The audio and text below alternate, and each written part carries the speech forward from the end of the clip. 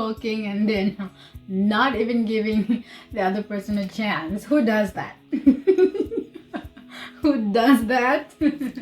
Okay, my husband has a lot of things to say. I'm guessing it's me.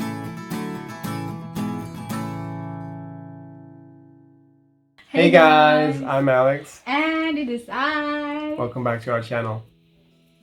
Your hair looks fantastic today. Wow.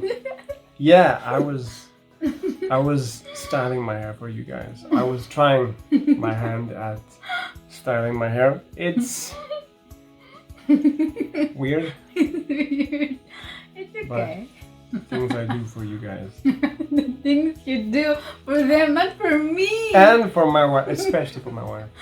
Only for my wife. Got this little thing hanging around What there. happened to that I don't even thing? know. I don't even know how it came about. No. Okay, so that's the topic for today, okay? Your hair is the topic for today, Yes. my love.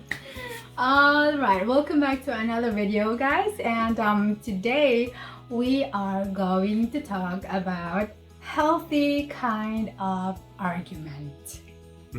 Is there such a thing?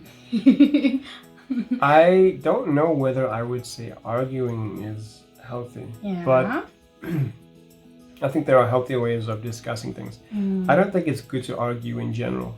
I think leading up to that usually indicates that there's been a problem that is seething under the surface and should have been dealt or could have been dealt with more quickly. So I think that it's always best to have a spirited debate, rather. A spirited debate. Yeah. I think that if you approach something like that, if you come at this with you sit down and you talk to your partner and you voice your concerns and you tell them what you think is wrong, then I think things might get a bit heated, but I do think that you're able to kind of mitigate that because you're going in with the expectation of dealing with something slightly more confrontational than is usual. So I think that that's probably the best way to approach it if I were to give you advice. But healthy ways of arguing, if you are in there,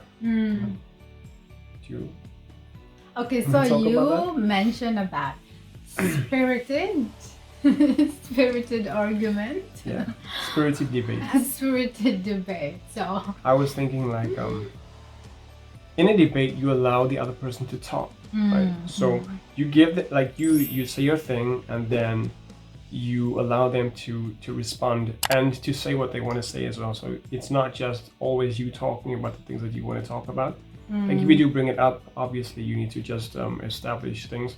But after that, I think it's important to allow the other person to speak too.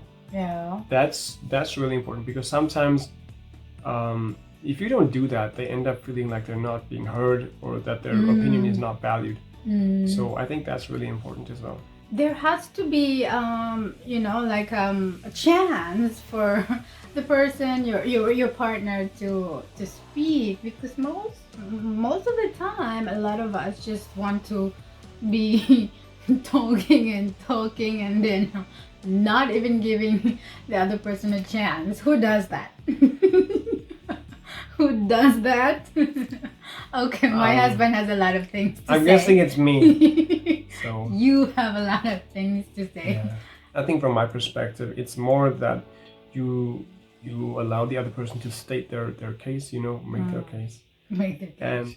And listen as to why, and then don't listen with the intention of rebutting their argument, right? Because it isn't a debate. Like I said, I use spirited debate, but it's not a debate. It's really the other person expressing how they're feeling, and it's important to be sensitive to that kind of thing, right? They are being more vulnerable about this, and it's something that is difficult for them to handle. So be gracious when you are listening to them, and take some time to compose yourself if you are getting or finding yourself upset. Just take some time and think about like a nicer way or a more positive and productive way of responding to that. Maybe usually our gut responses tend to be very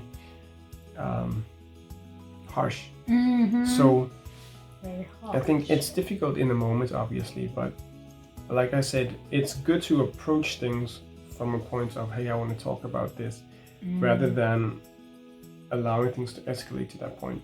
And also try to get the atmosphere as pleasant and happy as possible before going into something like that, because it does take its toll, and it is straining. And I think it's also good to, if things aren't working out, or if you want to just take a break, and you just say, okay, let's just put a pin in this now, and go back, give each other a hug,